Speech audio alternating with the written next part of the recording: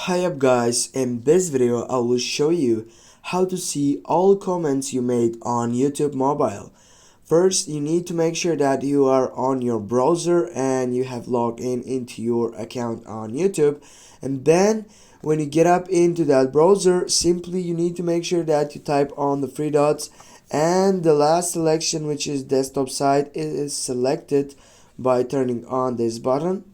When you get up that section option, you need just to take a look on your left upper side by clicking on the three dots, and then you need to go for the option which says history. Go for history section, then you can now scroll up and then zoom in to see which is here on that side. Here, as you can see, you have many options, but the third option is our priority. Go for the option which says comments right down, and when you get up to comments, it will bring you to all comments which are related into your account on YouTube. Thanks for watching. Don't forget to hit that like and share the video. See you soon, guys.